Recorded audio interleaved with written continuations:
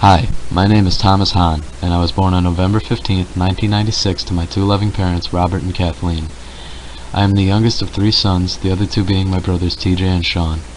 From an early age, our parents stressed the importance of family, and how no matter how many tribulations or problems may come, we still have each other to turn to. I spent my early childhood growing up in Buffalo Grove in a house right next to where my cousins lived. Although I was very young at the time, I still have many great memories and made friends that I still talk to even to this day. When I was about 5 years old, my parents decided that it would be in our best interest if we moved out to Gurnee. Although it was difficult to leave my cousins and friends behind at first, I realized that it would not be difficult considering that we could make contact easily, and plus it did kind of suck living in the same room as my two brothers in my last house. Growing up in Gurnee was not something I regretted at all. I made various friends, went on many vacations with my family, and managed to get along with mostly everyone, even though I wasn't exactly the normal type. I have often been told that I was nothing like my two brothers as a child for the fact that my personality and interests varied so far from theirs. They were always more quiet, reserved, and more keen to athletics than I was, and I never quite liked to be quiet, so talking and trying to be funny was something I did far too often.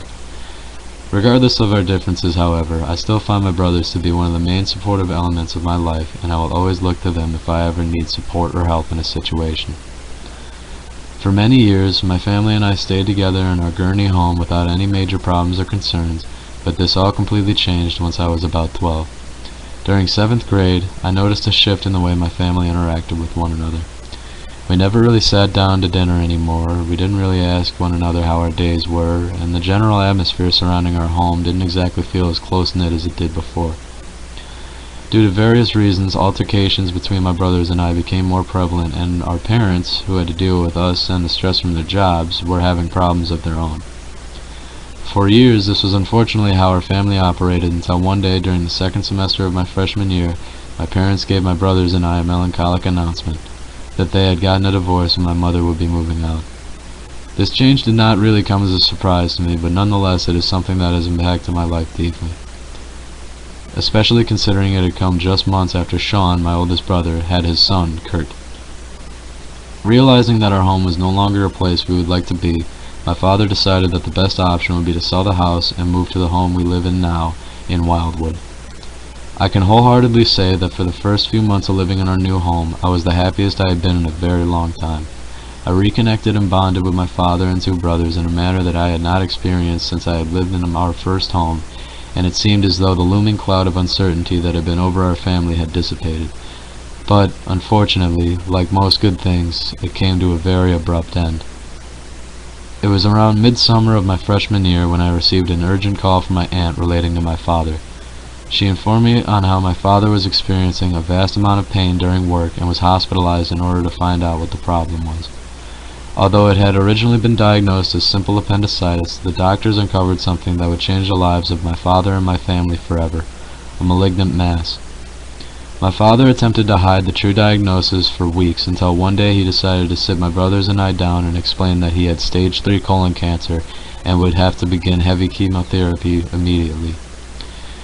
This news completely derailed me from anything that I cared about, and I spent months trying to understand how something like this could happen to someone as loving and dedicated as my father.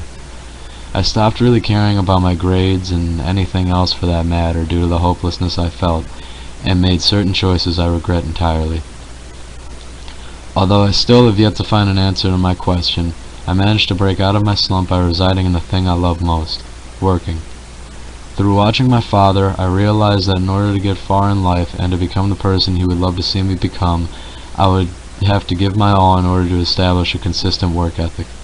I got my first job at Six Flags Great America during the summer of my sophomore year, and although the work itself was unfortunately monotonous and unimportant, it still made me feel as though I was working towards something bigger, and ever since I've been doing whatever I can in order to keep myself busy.